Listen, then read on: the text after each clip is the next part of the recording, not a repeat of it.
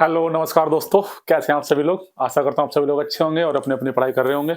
कैसी आप लोगों की पढ़ाई चल रही है और क्या प्रगति है आपके अंदर? क्या चेंजेज़ हैं आपके अंदर तैयारी को लेकर के? अब तो ये जनवरी भी खत्म होने वाला है, हो ही गया, आज 29 हो गई, ठीक है? तो देखते हैं अपनी अगली सीरीज़ में मिक्स्ड क्वेश्चन की सीरीज़ में आप लोगों को मज़ा आ ही रहा होगा। पूरा एकदम all subject geography, polity, history, ठीक है? और क्या है, इकोनॉमिक्स के क्वेश्चन भी आते हैं, करंट के क्वेश्चन भी आते हैं, सब मिक्स सब एकदम निचोड़ निकाल के ले गए आया गया है। और दूसरी बात ये दोस्तों कि क्या है इसमें, धाराएँ भी हैं? तो सभी एकदम बेहतरीन वाले क्वेश्चन्स हैं। तो बढ़ते हैं अपनी अगली सीरीज़ में दोस्तों। घरेलू हिंसा की घटना के संबंध में सूचना किसे दी जाएगी? तो दोस्तों ये कल भी पढ़ा था हमने, संरक्षण अधिकारी को दोस्तों सुरक्षा क्या दी जाएगी दोस्तों? सूचना दी जाएगी। और धारा कौन सी है? तो धारा 4 घरेलू हिंसा संरक्षण, ठीक है? घरेलू हिंसा की घटना के संबंध में सूचना किसको दी जाएगी दोस्तों? संरक्षण अधिकारी को। और घरेलू हिंसा अधिनियम के अंतर्गत धारा 4 के अनुसार, ठीक है? और धारा 4 का एक कोई व्यक्ति सूचना दे सकता है, कोई भी व्यक्ति सूचना दे सकता है। ये जरूरी नहीं है कि कोई रिलेटिव ही सूचना दे या फिर कोई उसे घर का ही सूचना दे, वो कोई बाहर का व्यक्ति भी, कोई भी, ठीक है? नॉर्मल व्यक्ति भी सूचना दे सकता है। चांदी का सिक्का टका किसने चलाया था दोस्तों? तो चांदी का सिक्का टका चलाया था दोस्तों इल्तुतमिश ने। किसने चलाया था? इल्तुतमिश ने चलाया था। और गुलाम वंश का दोस्तों संस्थापक था। इसने तांबे का जीतल भी चलाया था। तांबे का क्या था दोस्तों? जीतल। पूछ लेता है कि जो इल्तुतमिश ने तांबे का सिक्का चलाया था उसको किस नाम से जाना जाता था? तो उसको दोस्तों जीतल के नाम से जाना जाता था। गुलाम वंश का शासक था दोस्तों ये। और दोस्तों एक बात और ध्यान रखना इसकी 1229 में बगदाद के खलीफा ने इल्तुतमिश को सुल्तान आजम की उपाधि से नवाजा था। तो अगर आपसे पूछा जाए कि दिल्ली का जो प्रथम सुल्तान था, जो प्रथम दिल्ली का प्रथम सुल्तान कौन था दोस्तों? तो ये भी इल्तुतमिश ही था, कुतुबुद्दीन ऐबक नहीं था। ध्यान रखना दोस्तों इस चीज का, ठीक है?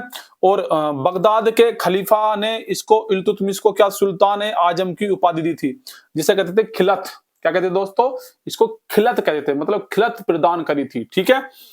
सिक्कों पर टकसाल के नाम अंकित करवाने की परंपरा को आरंभ किया था दोस्तों इसने। तो सिक्कों पर किसका? टकसाल के नाम अंकित कराने की परंपरा का आरंभ किया। पहला तुर्क शासक था जिसने शुद्ध अरबी सिक्के दोस्तों चलवाए थे। तो पहला तुर्क शासक था दोस्तों, ये कहां का शासक था?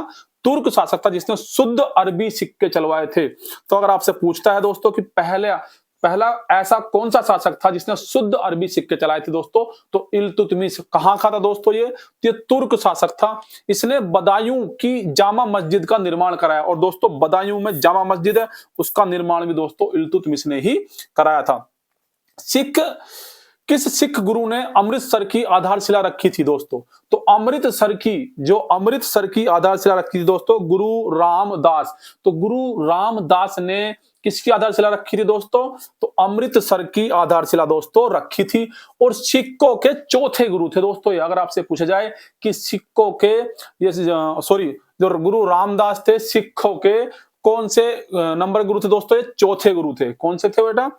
चौथे गुरु थे ये। अकबर ने गुरु रामदास को 500 बीघा जमीन दान में दी थी।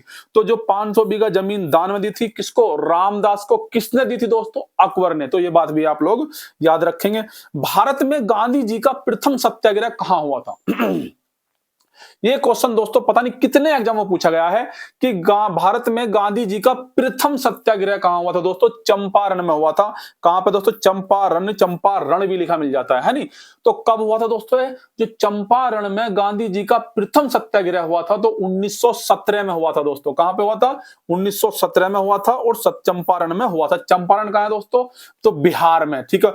दो क्या था इसका कारण? हजारों भूमिहीन मजदूर एवं गरीब किसान खाद्यान्न के बजाय नील और नकदी फसल की खेती करने के लिए बाध्य हो गए थे, ठीक है? अंग्रेज जबरदस्ती दोस्तों क्या कराते थे? नील की खेती कराते थे। और इसे तीन कठिया पद्धति का भी कहा जाता था। तो तीन कठिया पद्धति किससे संबंधित है दोस्तों, ध्यान रखेंगे। तो प्रथम सत्याग्रह संबंधित है और किससे, नील की खेती से संबंधित है तीन कठिया पद्धति। ये बात भी दोस्तों आप ध्यान रखेंगे क्योंकि इसको भी दोस्तों पूछता रहता है, ये बात भी ध्यान रखेंगे, ठीक है।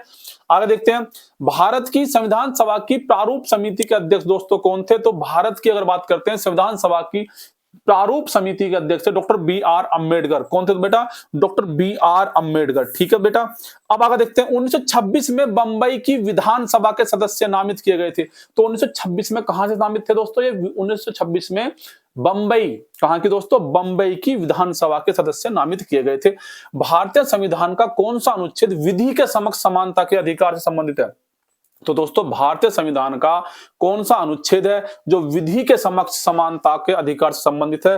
तो आर्टिकल 14, ये तो हमने कितनी बार दोस्तों पढ़ लिया होगा। और समानता का जो अधिकार है दोस्तों 14 से 18 तक है। और विधि के समक्ष समानता, जो शब्द ये लिया गया विधि के समक्ष समानता, तो ये ब्रिटिश से या ब्रिटेन से लिया गया। कहां से लिया गया दोस्तों, ब्रिटेन से। तीन चीजें हैं इसमें, तीनों चीजें आप ध्यान रखेंगे। जो विधि के समक्ष समानता है दोस्तों, उसको लिया गया ब्रिटिश से। और विधियों के समान संरक्षण, विधियों का समान संरक्षण, विधियों का समान संरक्षण, तो अमेरिका से दोस्तों लिया गया है। और विधि द्वारा स्थापित प्रक्रिया जापान से ली गई है, ये बात ध्यान रखना। तो विधि द्वारा स्थापित प्रक्रिया जापान से, विधियों के समान संरक्षण यूएसए से, और विधि के समक्ष समानता ब्रिटेन से, ये बात आप ध्यान रखेंगे, ठीक है दोस्तों। आगे देखते हैं, केंद्रीय मंत्री ज्योतिरादित्य सिंधिया द्वारा नागरिक के लिए दूरसंचार सुरक्षा और सुगमता बढ़ाने के लिए किस ऐप को लॉन्च किया गया। तो केंद्रीय मंत्री ज्योतिरादित्य सिंधिया द्वारा नागरिकों के लिए दूरसंचार सुरक्षा और सुगमता बढ़ाने के लिए किस ऐप को लॉन्च किया गया दोस्तों। तो संचार साथी मोबाइल ऐप। तो कौन सा है, संचार साथी मोबाइल ऐप। करंट का दोस्तों क्वेश्चन बन जाता है। आगे देखते हैं, किलोवाट घंटा, किलोवाट घंटा किसकी इकाई है दोस्तों। तो ऊर्जा की इकाई है। किसकी इकाई है दोस्तों, ऊर्जा की इकाई है। तो 1 किलोवाट घंटा होता है 1000 वोट। 1000 वोट उपकरण द्वारा 1 घंटे में खपत की गई ऊर्जा को कहते हैं 1 किलोवाट। ये क्वेश्चन दोस्तों पूछा जाता है, ध्यान रखेंगे कि 1000 वोट उपकरण द्वारा 1 घंटे में खपत की गई ऊर्जा को कहते हैं 1 किलोवाट। किस राज्य या केंद्र शासित प्रदेश में Mahatma Gandhi marine national park स्थित है। तो Mahatma Gandhi marine national park दोस्तों कहां पर है, ये अंडमान व निकोबार द्वीप समूह पे है। तो महात्मा गांधी जो मरीन नेशनल पार्क है दोस्तों कहां पर है, ये अंडमान निकोबार द्वीप समूह में। रानी झांसी समुद्री राष्ट्रीय उद्यान कहां पर है। अगर आपसे पूछता है रानी झांसी समुद्री अभियान दोस्तों कहां पर है, उद्यान कहां पर है, तो ये है अंडमान निकोबार द्वीप समूह पर, ये भी ठीक है, दोनों ध्यान रखेंगे। गहीर माथा या गुहार माथा भी कहते हैं इसको, गहीरा माथा समुद्री वन्यजीव अभ्यारण्य दोस्तों कहां पर है। तो गहीर माथा या गुहीर माथा या गहार माथा जो भी लिखा मिले आप लगाना कहां पर दोस्तों, उड़ीसा का पहला और एकमात्र समुद्री अभ्यारण्य है। तो गुहीर माता या गहीर माता समुद्री वन्यजीव अभ्यारण्य कहां का दोस्तों, तो ये उड़ीसा का पहला एकमात्र समुद्री अभ्यारण्य है। और यहाँ पे दोस्तों ओलिव रिडले कछुए, ओलिव रिडले कछुए का संरक्षण भी किया दोस्तों जाता है, ठीक है, ये बात आप ध्यान रखेंगे। किसका संरक्षण किया जाता है बेटा, ओलिव रिडले कछुए का संरक्षण दोस्तों किया जाता है। क्या हो जाता है पता नहीं इसमें। आगे देखते हैं, भारतीय संविधान के किस अनुच्छेद में संसद के दोनों सदनों की संयुक्त बैठक का प्रावधान है। तो संयुक्त बैठक अगर दोस्तों हमें करानी है राज्यसभा और लोकसभा की, तो कौन से आर्टिकल के अंतर्गत आता है दोस्तों, 108 के अंदर आता है संयुक्त अधिवेशन। आगे बात करते हैं, भारत में किस प्रकार का लोकतंत्र है दोस्तों। तो भारत में किस प्रकार का लोकतंत्र है, प्रत्यक्ष लोकतंत्र है, राष्ट्रपति का लोकतंत्र है, या प्रतिनिधियों का लोकतंत्र है, तानाशाही। तो दोस्तों ना तानाशाही है, राष्ट्रपति है लेकिन इसका लोकतंत्र नहीं है। लोकतंत्र मतलब प्रतिनिधियों का लोकतंत्र, जो जनता के द्वारा प्रतिनिधि चुनकर जाते हैं उनके द्वारा शासन होता है, उसे कहते हैं क्या दोस्तों, लोकतंत्र। भारत के राष्ट्रपति को उसके उनके पद से कौन हटा सकता है दोस्तों? तो भारत के राष्ट्रपति को उनके पद से उनको संसद हटा सकती है। आर्टिकल 61 आर्टिकल 61 कहता है दोस्तों, क्या कहता है? राष्ट्रपति के महाभियोग से संबंधित आर्टिकल 61, ये बात आप ध्यान रखेंगे। और संसद के किसी भी सदन द्वारा लाया जा सकता है, चाहे तो राज्यसभा ला सकती है या इसको लोकसभा ला सकती है, और इसके लिए विशेष प्रक्रिया है। इसके लिए यह आवश्यक है कि राष्ट्रपति को 14 दिन पहले, कितने दिन पहले बेटा? 14 दिन पहले लिखित सूचना दी जाएगी, जिस पर उस सदन के 1/4 सदस्यों के हस्ताक्षर हों। मतलब अगर राष्ट्रपति के लिए महाभियोग लाया जाता है तो भैया पहली बात तो ये, जिस भी सदन ने उसको पेश किया है 14 दिन पहले लिखित सूचना देगा किसको? राष्ट्रपति को। उसके बाद जब सूचना देने के बाद में बेटा 1/4 सदस्य क्या करेंगे? उस पर हस्ताक्षर करेंगे, और उसके बाद संसद के उस सदन जिसमें महाभियोग का प्रस्ताव पेश है के 2/3 सदस्य द्वारा पारित कर देते हैं। अगर 2/3 सदस्यों ने जिसमें उस बिल को लाया गया था उसके सदस्य पारित कर देते हैं तो क्या हो जाता है दोस्तों? देने पर प्रस्ताव दूसरे सदन में चला जाएगा। मतलब कैसे? सपोज कीजिए कि प्रस्ताव लाया गया लोकसभा में, और लोकसभा में क्या होगा? जब कभी भी महाभियोग के लिए प्रस्ताव लाया जाएगा, चाहे लोकसभा में लाया जाए चाहे राज्यसभा में लाया जाए, 14 दिन पहले हमें सूचना देनी होगी लिखित में, किसको? राष्ट्रपति को, कि आपके नाम के खिलाफ ये करके क्या लाया जा रहा है दोस्तों? महाभियोग लाया जा रहा है। और उस पर सदस्य कितने साइन होंगे? 1/4 सदस्यों के। ठीक है, उस सदन के 1/4 सदस्यों के साइन होंगे। और अगर इस सूचना के बाद अगर वो बिल उस सदन में पास हो जाता है, कितने सदस्यों से? 2/3 सदस्य। कहा गया 2/3 सदस्यों से अगर वो पारित हो जाता है दोस्तों, तो पारित होने के बाद चला जाएगा दूसरे सदन में। जैसे कि हम लोकसभा में लाए, फिर जाएगा राज्यसभा में, फिर राज्यसभा में जाने के बाद में क्या होगा? महाभियोग की दूसरा सदन भी जांच करके वो जांच करेगा और 2/3 से पारित कर देता है। अगर 2/3 से दूसरे सदन ने भी बेटा पारित कर दिया उस बिल को, तो भैया महाभियोग की प्रक्रिया पूरी समझी जाएगी। बात समझ में आई नहीं आई?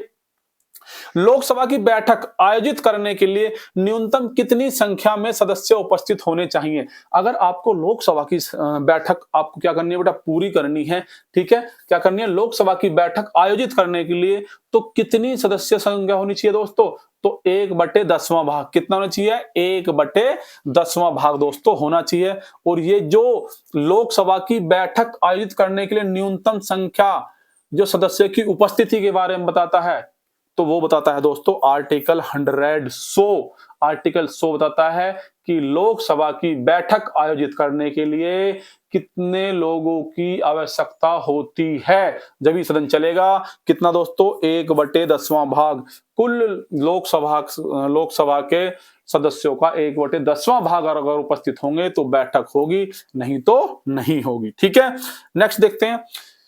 संयुक्त बैठक की अध्यक्षता लोकसभा अध्यक्ष करता है, तो आपको पता होगा दोस्तों।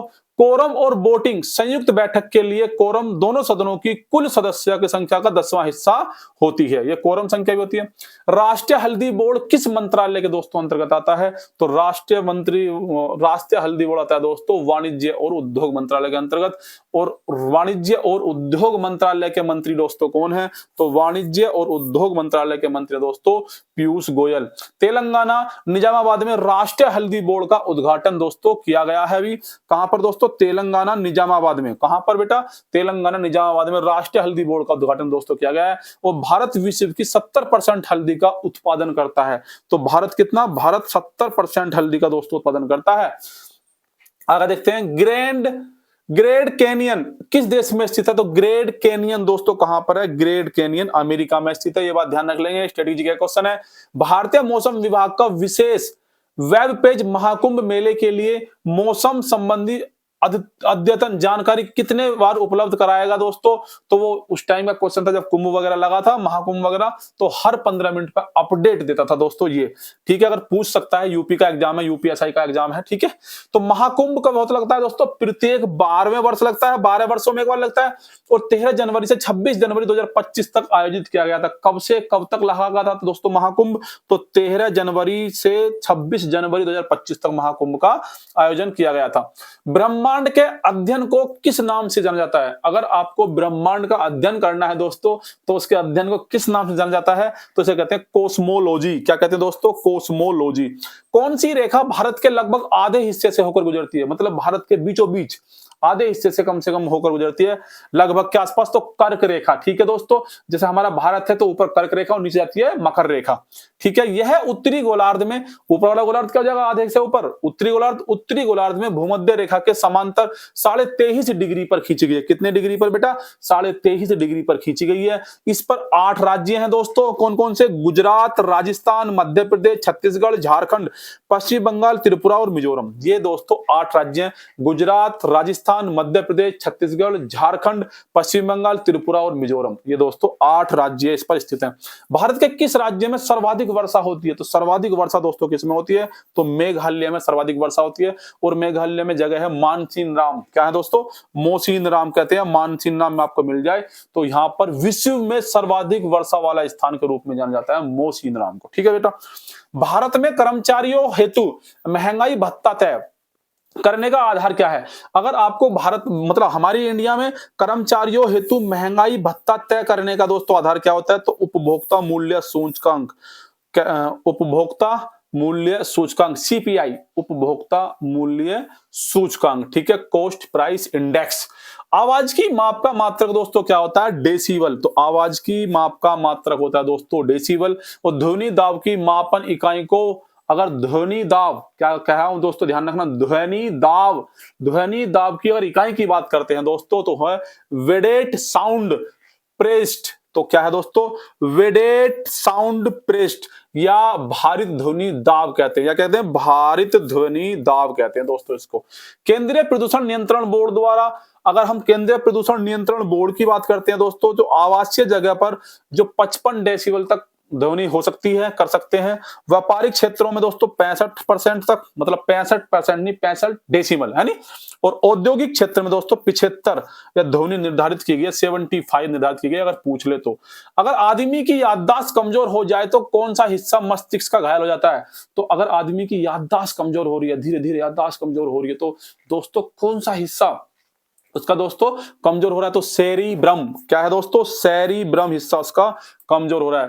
भारतीय राष्ट्रीय द्रौपदी मुर्मू, ओहो, राष्ट्रीय नहीं, भारतीय राष्ट्रपति द्रौपदी मुर्मू और सिंगापुर के राष्ट्रपति षणमुर, क्या नाम है? षणमुगरत्नम है नी, षणमुगरत्नम द्वारा स्मारक लोगों के अनावरण के साथ कितने वर्षों के राजनयिक संबंधों को चिन्हित किया गया है? तो दोस्तों देखो, हमारी राष्ट्रपति द्रौपदी मुर्मू और सिंगापुर के राष्ट्रपति हैं षणमुगरत्नम स्मारकों के द्वारा स्मारकों लोगों के अनावरण के साथ कितने वर्षों के राजनयिक संबंधों को स्थापित किया दोस्तों? तो 60 वर्षों को संबंधित दोस्तों किया है। अब देखते हैं, तनु HCl के साथ अभिक्रिया करने वाली धातुओं का कौन सा सही अभिक्रियाशीलतम क्रम है? तो तनु HCl, अगर दोस्तों हम बात करते हैं हाइड्रोक्लोरिक एसिड के साथ में अभिक्रिया करने वाली धातुओं का कौन सा क्रम सही अभिक्रियाशीलतम क्रम है? तो ध्यान रखेंगे मैग्नीशियम, उसके बाद एल्यूमिनियम, उसके बाद जिंक, उसके बाद में Fe लोहा। ठीक है दोस्तों, ये देखो, ये पोटेशियम है नी, कि potassium, sodium, calcium, magnesium, aluminium. अगर पूरा डिटेल से देखा जाए तो सबसे ज्यादा अभिक्रियाशील किसमें होती है? HCl साथ में। जो अभिक्रियाशील होगी दोस्तों HCl साथ में, potassium, sodium, calcium, magnesium, aluminium, zinc, iron, lead, hydrogen, copper, mercury और सिल्वर और गोल्ड। ये बात ध्यान रखना किस साथ में दोस्तों? HCl के साथ अभिक्रिया करने वाले धातु। ठीक है, तो सबसे ज्यादा कौन करता है? पोटेशियम। आवर्त सारणी में सीजियम सबसे अधिक अभिक्रियाशील धातु है। तो अगर आवर्त सारणी की दोस्तों बात करते हो तो सीजियम जो है, कौन सा दोस्तों? तो सीजियम सबसे अधिक क्रियाशील धातु है। तो अगर आपसे पूछा आवर्त सारणी में ऐसा कौन सा धातु है जो सबसे अधिक क्रियाशील है दोस्तों, तो अभिक्रियाशील जो धातु है वो है सीजियम। सीजियम, गैलियम और पारा केवल 3 धातुएं हैं जो सामान्य ताप पर या उससे आसपास तरल होती हैं। तो ये तरल फॉर्म में होती हैं। जैसे कौन कौन सी दोस्तों? सीजियम, गैलियम और पारा। हालांकि केमिस्ट्री का इतना रोल है नहीं दोस्तों, लेकिन केमिस्ट्री क्वेश्चन पूछ ले, क्या पता। ठीक है, प्रैक्टिस हम कर सकते हैं, प्रैक्टिस करिए, बार बार प्रैक्टिस करिए। ठीक है दोस्तों, आगे देखेंगे, जब बर्फ जब बर्फ पानी के ऊपर तैरती है तब इसका हिस्सा पानी से बाहर रहता है। तो कितना हिस्सा दोस्तों पानी से बाहर रहता है? तो इसका 0.1 हिस्सा, या कह सकते हैं 1/10 भाग, मतलब 10 भाग में से 1 भाग पानी के ऊपर दोस्तों रहता है। शुद्ध जल का घनत्व 4 डिग्री सेल्सियस पर अधिक होता है। तो अगर पूछा जाए कि कितने डिग्री सेल्सियस पर पानी का घनत्व, शुद्ध जल का घनत्व सर्वाधिक होता है दोस्तों, तो 4 डिग्री सेल्सियस पर पानी का घनत्व सर्वाधिक होता है। फिर क्या कह रहा है? इसकी तुलना में 0 डिग्री पर बर्फ का घनत्व इसके घनत्व का 1/9 गुना हो जाता है। ठीक है, तब शुद्ध जल में बर्फ का 90% प्रतिशत भाग या 90% भाग पानी के अंदर रहता है और 10% भाग पानी के बाहर रहता है। ठीक है दोस्तों, आगे बात करते हैं। प्रोटॉन का द्रव्यमान और डैश का द्रव्यमान एक समान है, और प्रोटॉन और न्यूट्रॉन का दोस्तों द्रव्यमान क्या होता है? सेम होता है। प्रोटॉन और न्यूट्रॉन का द्रव्यमान दोस्तों क्या होता है? सेम होता है। इसका द्रव्यमान दोस्तों कितना है? अगर मैं प्रोटॉन के द्रव्यमान की बात करता हूं, 1.672 मल्टीप्लाई बाय 10 की पावर माइनस के 27, कितना है दोस्तों? 1.672 मल्टीप्लाई बाय 10 की पावर माइनस के 27 किलोग्राम। इलेक्ट्रॉन के द्रव्यमान का लगभग कितने गुना है? अगर मैं इलेक्ट्रॉन की बात करता हूं तो इलेक्ट्रॉन के द्रव्यमान का लगभग 1837 गुना है। कितना है दोस्तों? 1837 गुना है। एक बात और ध्यान रखना, जो पॉजिट्रॉन होता है, कौन सा दोस्तों? पॉजिट्रॉन, पोट्रॉन, ठीक है, पॉजिट्रॉन नहीं ना, पोट्रॉन नहीं, प्रोटॉन। कौन क्या होता है दोस्तों? Proton, proton. ठीक है, प्रोटॉन जो होता है दोस्तों, प्रोटॉन पॉजिटिव होता है और न्यूट्रॉन न्यूट्रल होता है। ना तो उस पर धनावेशित होता है ना ही ऋणावेशित होता है। लेकिन इलेक्ट्रॉन नेगेटिव चार्ज वाला होता है। तो electron negative charge, proton positive charge और न्यूट्रॉन बिना धनावेशित होता है। ठीक है, कोई भी धन आवेश इस पर होता नहीं है। कवकों के अध्ययन को क्या कहते हैं? तो कवकों के अध्ययन को माइकोलॉजी। तो कवकों के अध्ययन अगर हम करेंगे तो उसको क्या कहते हैं दोस्तों? माइकोलॉजी। कवकों के विशेषज्ञ जीवी विज्ञान को माइकोलॉजी कहा जाता है। तो जो कवकों के विशेषज्ञ होते हैं, जीव विज्ञानी जो होते हैं, उनको माइकोलॉजिस्ट कहते हैं। क्या कहते हैं? कवकों के अध्ययन करने वालों को माइकोलॉजिस्ट। क्या कहते हैं बेटा? माइकोलॉजिस्ट, है नी। क्लोरोफिल में क्या होता है दोस्तों? तो ये तो आपको पता होगा, मैग्नीशियम होता है क्लोरोफिल में, जो कि फोटोसिंथेसिस मतलब प्रकाश संश्लेषण में हमारी हेल्प करता है। मैग्नीशियम क्लोरोफिल में संयोजन कर प्रकाश संश्लेषण में महत्वपूर्ण योगदान देता है। पौधों में मैग्नीशियम की कमी के कारण पीले हो जाते हैं, जिससे हरिमहीनता, दोस्तों कौन सा? हरिमहीनता नामक रोग हो जाता है। कौन सा रोग हो जाता है बेटा? हरिमहीनता नामक रोग दोस्तों हो जाता है। आगे देखते हैं, अगर आगे बात करते हैं, जल में अस्थायी कठोरता किसकी उपस्थिति के कारण होती है? तो जल में अस्थायी कठोरता, जो अस्थायी कठोरता होती है दोस्तों, जल में किसके उपस्थिति के कारण होती है? Calcium carbonate. तो कैल्शियम कार्बोनेट के कारण दोस्तों जल में अस्थायी कठोरता होती है। तरल अवस्था से गैसीय अवस्था में रूपांतरण को क्या कहते हैं? अगर तरल से दोस्तों गैस बन रहा है तो उसे कहते हैं वाष्पीकरण। ठीक है, संघनन दोस्तों किसे कहते हैं? वह प्रक्रिया है जिसके द्वारा हवा में, क्या है दोस्तों? संघनन वह प्रक्रिया है जिसके द्वारा हवा में जल वाष्प को तरल पानी में बदल देता है। जल वाष्प को क्या? तरल पानी में बदल देता है। संघनन जल चक्र के लिए महत्वपूर्ण है क्योंकि यह बादलों के निर्माण के लिए जिम्मेदार होता है। तो संघनन जिम्मेदार होता है बादल बनाने के लिए, और संघनन वाष्पीकरण के विपरीत है। तो अगर आपसे पूछा जाए कि वाष्पीकरण के विपरीत क्या है? संघनन, या संघनन के विपरीत क्या है दोस्तों? वाष्पीकरण। बात आप ध्यान रखेंगे। ठीक है, न्यूटन के गति के तीसरे नियम के अनुसार, तीसरा नियम क्या कहता है? तो प्रत्येक क्रिया की बराबर और विपरीत प्रतिक्रिया होती है। जैसे कि उदाहरण आता है दोस्तों, बंदूक से जब हम गोली चलाते हैं, जितना प्रेशर गोली आगे को मारते हैं उतना ही कंधे को हमारे को पीछे धकेल देती है। या जब नाव से कोई अगर यात्री उतरता है, नाव में से कोई व्यक्ति उतरता है, तो जितना आप आगे उतरने में धक्का लगाते हैं उतना ही वो नाव पीछे खिसक जाती है। उसे कहते हैं क्रिया प्रतिक्रिया का नियम। एल्कीनों के सामान्य सूत्र को पहचाने। तो एल्कीनों का सामान्य सूत्र क्या होता है दोस्तों? CnH2n। एल्कीनो CnH2n। तो ध्यान रखेंगे, CnH2n क्या है दोस्तों? एल्कीनों का सामान्य सूत्र। डाल्टन के परमाणु सिद्धांत के अनुसार पदार्थ में सबसे छोटे अविभाजित कणों को क्या कहते हैं? तो डाल्टन का जो परमाणु सिद्धांत दोस्तों, उसके अनुसार पदार्थ में सबसे छोटे अविभाज्य कणों को क्या कहते हैं दोस्तों? तो जो उसके अविभाज्य कण होते हैं उन्हें कहते हैं परमाणु। क्या कहते हैं बेटा? परमाणु, है नी। 1808 में कब दोस्तों? 1808 में जॉन डाल्टन ने पहली बार परमाणु सिद्धांत का प्रस्ताव रखा था और परमाणुओं को न तो बनाया जा सकता है और न ही नष्ट किया जा सकता है दोस्तों। ये बात भी आप ध्यान रखेंगे। आगे देखते हैं बेटा, दशमलव संख्या को 101 द्विपद में परिवर्तित कीजिए। द्विपद मतलब बाइनरी नंबर्स। द्विपद का मतलब क्या दोस्तों? बाइनरी नंबर्स में इनको चेंज करना है। जब भी कभी भी आपको बाइनरी नंबर्स में चेंज करने के लिए आए तो जो नंबर दे रखा हो दोस्तों उससे उसको 2 से भाग दे देंगे।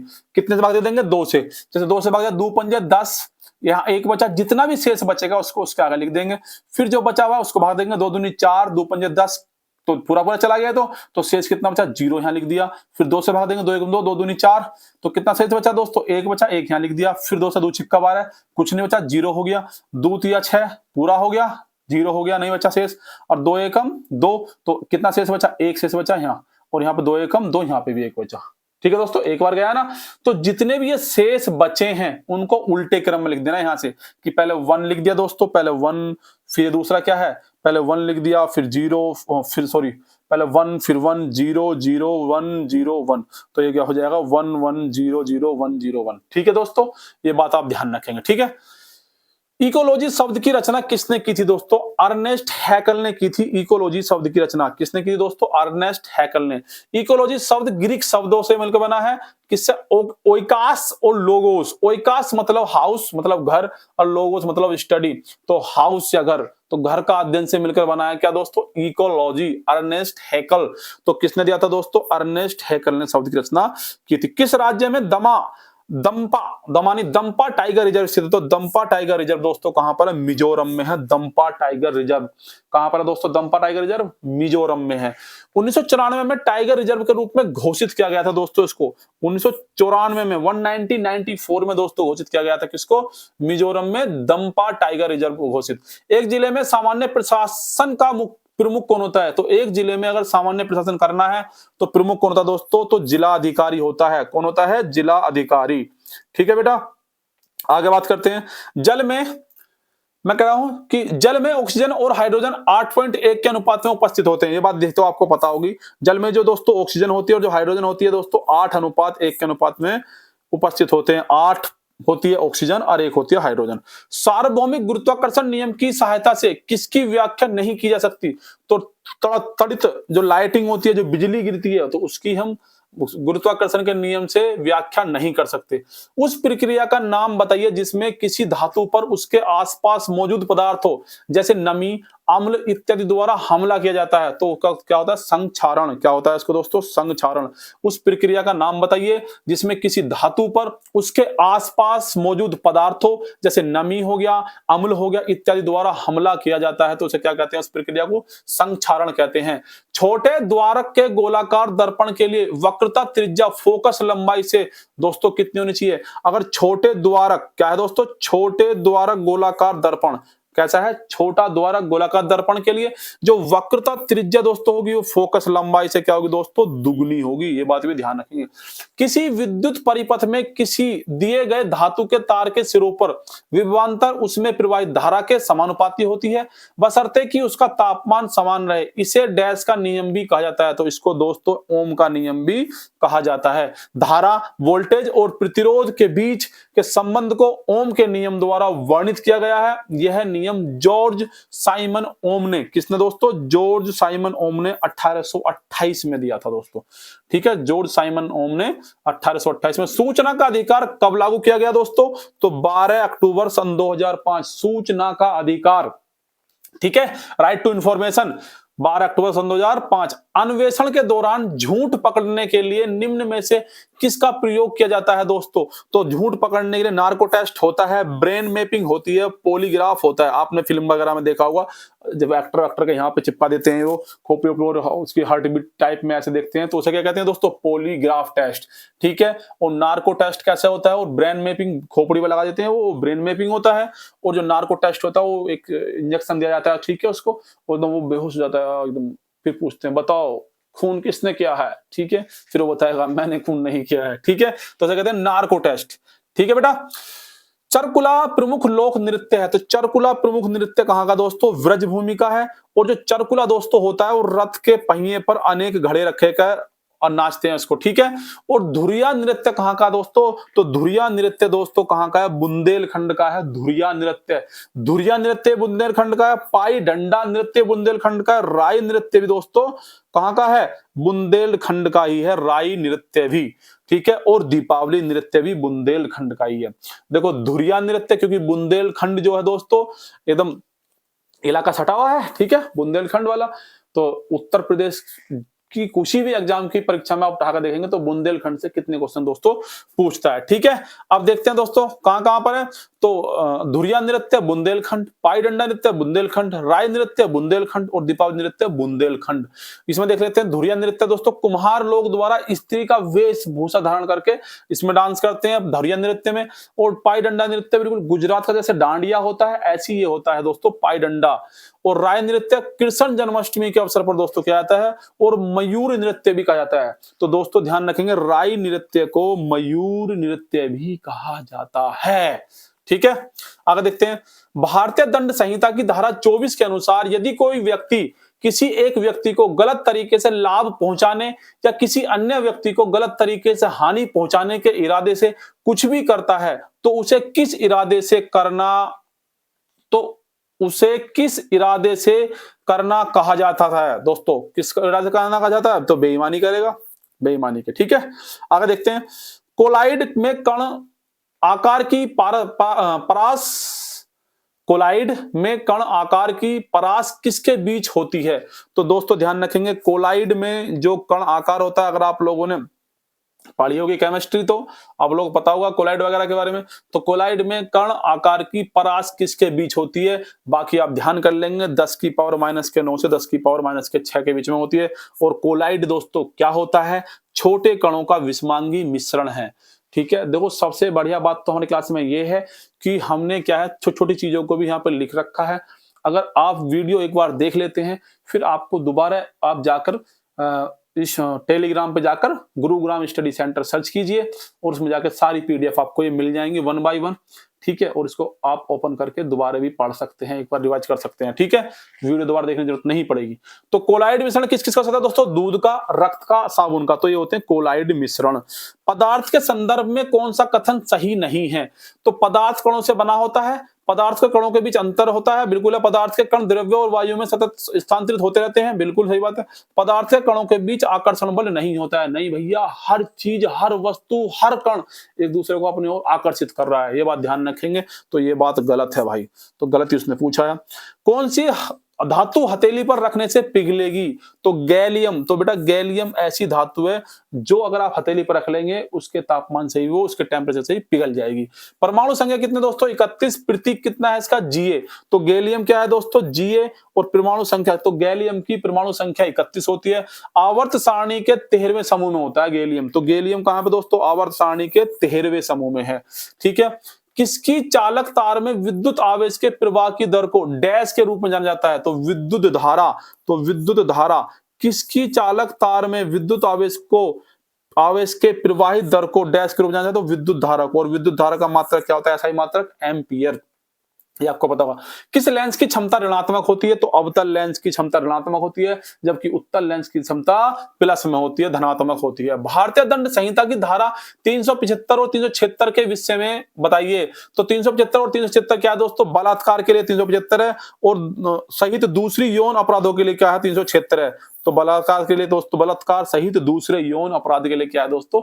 375 और 376। यदि एक लोक सेवक अनुसूचित जाति, अनुसूचित जनजाति से संबंधित अपने कर्तव्य की उपेक्षा करता है तो उसे अनुसूचित जाति और अनुसूचित जनजाति अत्याचार निवारण अधिनियम की धारा 4, कौन सी धारा दोस्तों?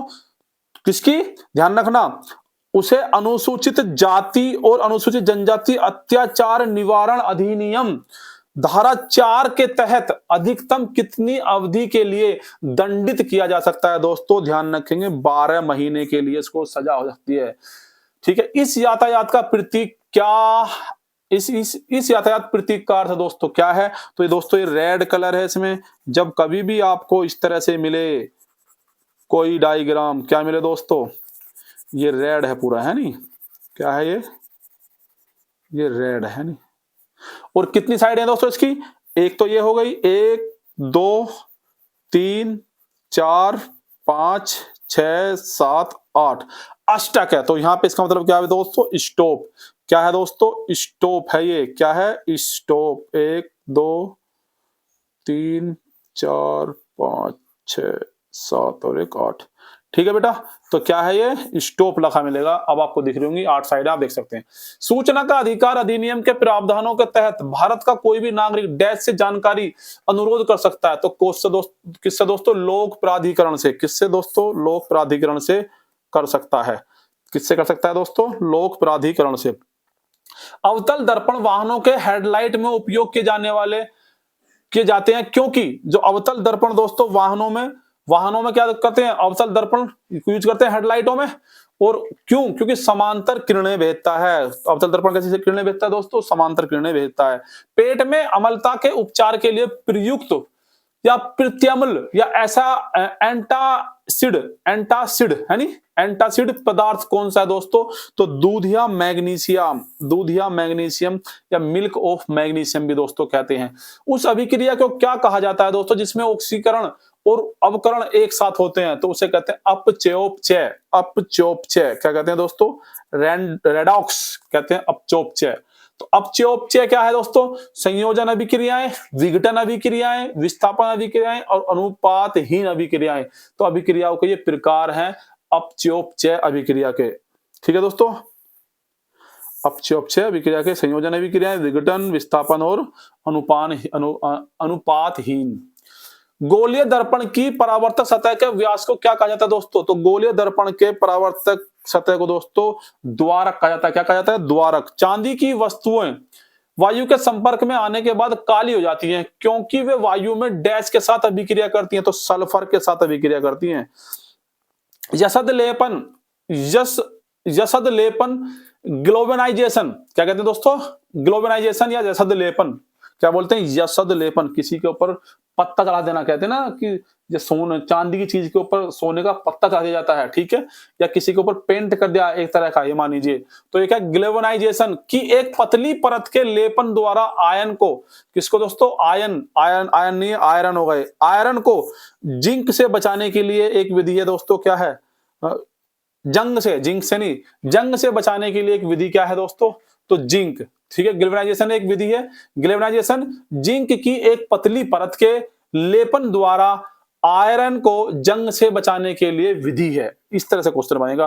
किस जनहित याचिका मामले में, छोटा कर देता हूं दोस्तों, किस जनहित याचिका मामले में न्यायालय द्वारा किसी समिति की नियुक्ति के संदर्भ में निम्नलिखित में से कौन सा सही है? तो किसी जनहित याचिका मामले में, कोई जनहित याचिका का मामला है, न्यायालय द्वारा किसी समिति की नियुक्ति के संदर्भ में निम्नलिखित में कौन सा सही है दोस्तों?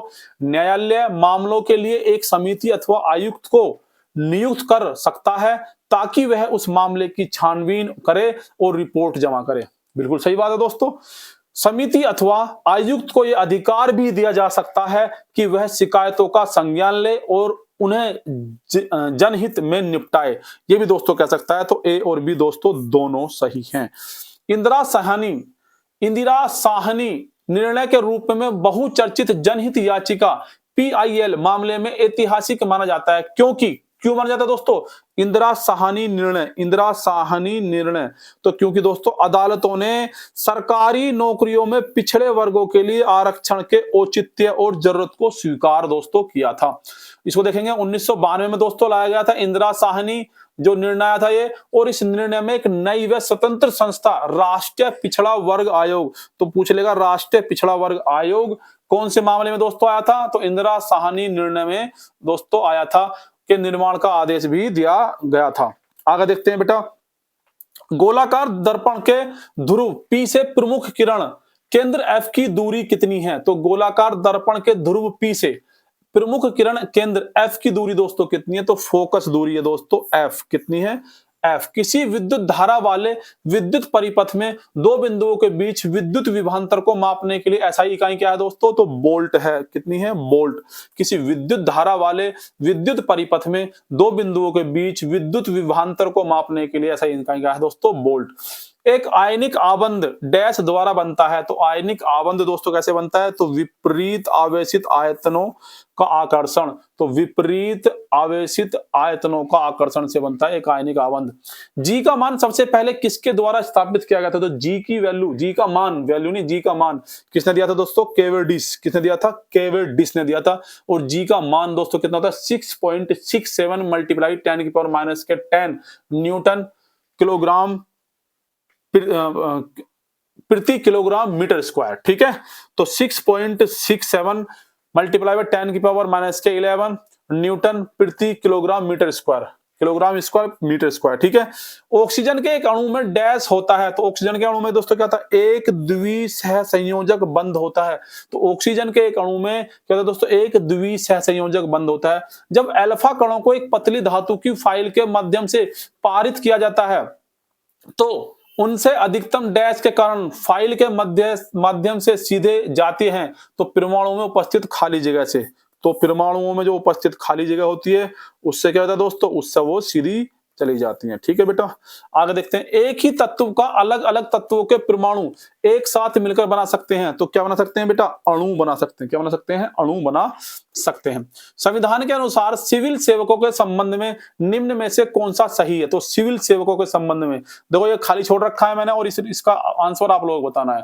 अनुच्छेद 311 अखिल भारतीय सिविल सेवा शाखाओं की स्थापना के संबंध में वर्णन करता है। बताइए क्या 311 जो है दोस्तों वो अखिल भारतीय सिविल सेवाओं की शाखाओं के स्थापना के संबंध में वर्णन करता है, या संविधान का अनुच्छेद 312 उन्हें राजनीतिक रूप से प्रेरित या प्रतिहिंसाशील कार्रवाई कैसे बचाता है? तो दोस्तों देख कौन सा सही है? तो दोस्तों ये दोनों ही क्या है? दोनों ही ये गलत हैं। क्यों? क्योंकि 311 संघ या राज्य के अधीन सिविल हैसियत में नियोजित व्यक्तियों को पदच्युत किया जाना, पद से हटाया जाना या पंक्ति में अवनत किया जाना है। और दोस्तों 312 में अखिल भारतीय सेवाओं के 42वें संविधान संशोधन अधिनियम द्वारा 1976 में जो हुआ था 312 में संशोधन दोस्तों किया गया था। तो कौन क्या आता है? आर्टिकल 312 में अखिल भारतीय सेवाएं। सरकार को जनता का पैसा खर्च करने का अधिकार कौन देता है दोस्तों? सरकार को जनता का पैसा खर्च करने का अधिकार दोस्तों राष्ट्रपति देता है। और जो दोस्तों धन विधेयक आता है हमारा कहाँ आता है? आर्टिकल 110 के अंतर्गत हमारा धन विधेयक आता है। राष्ट्रपति की पूर्वानुमति से ही संसद में प्रस्तुत किया जाता है दोस्तों। इसके अतिरिक्त अनुदान, आकस्मिक धन, अदृश्य व्यय हेतु अग्रिम भुगतान का अधिकार भी राष्ट्रपति ही दोस्तों देता है। आगे दोस्तों बात करते हैं टैकोमीटर का उपयोग किसे मापने के लिए किया जाता है दोस्तों? टैकोमीटर का उपयोग दोस्तों कोणीय वेग मापने के लिए। तो टैकोमीटर का उपयोग दोस्तों कोणीय वेग मापने के लिए किया जाता है। कौन सा ऑक्सीकारक है दोस्तों? तो ऑक्सीकारक दोस्तों कौन सा है? एक है क्षारीय KMnO4, एक है अम्लीकृत K2Cr2O7, K2Cr2O7 ये अम्लीकृत है, क्षारीय। ठीक है, एक परिपथ में वोल्ट मीटर हमेशा डैश में जुड़ा होता है। तो दोस्तों ध्यान रखना एक परिपथ में वोल्ट मीटर हमेशा समांतर जुड़ा हुआ होता है। वस्तु पर सतह के लंबवत लगने वाले बल को कहा जाता है। तो वस्तु पर सतह के लंबवत लगने वाले बल को दोस्तों क्या कहा जाता है दोस्तों? तो उसको क्या कहा जाता है? थ्रस्ट कहा जाता है। क्या कहा जाता है? थ्रस्ट दोस्तों कहा जाता है। निकट दृष्टि दोष का उपयोग करके ठीक किया जाता है। तो अगर आपको निकट दृष्टि दोष ठीक करना है तो आपको अवतल लेंस के चश्मे लगाने दोस्तों पड़ेंगे। पानी के साथ एक अम्ल का मिश्रण क्या कहलाता है? जिसके परिमाण स्वरूप आयनों की प्रति इकाई आयतन सांद्रता में कमी आ जाती है तो उसे कहते हैं दोस्तों तनुकरण। क्या कह रहा है वो? पानी के साथ एक अम्ल या मिश्रण या क्या कहलाता है जिसके परिमाण स्वरूप आयनों की प्रति इकाई आयतन सांद्रता में कमी आती है दोस्तों कहते हैं तनुकरण। एक वस्तु के तरल अवस्था से गैसीय अवस्था में परिवर्तन को डैश के रूप में जाना जाता है। तो अभी हमने स्टार्टिंग में पढ़ा था तो तरल अवस्था से क्या बनना है दोस्तों? गैसीय अवस्था। तो इसे कहते हैं वाष्पीकरण। क्या कहते हैं दोस्तों? वाष्पीकरण। यह हो गया खत्म दोस्तों, आज के लिए इतना ही। अगर दोस्तों आप लोगों को वीडियो पसंद आई हो तो वीडियो को लाइक करें और चैनल को सब्सक्राइब करें और वीडियो को शेयर करें। Thank you, tata, bye bye, Jai Hind.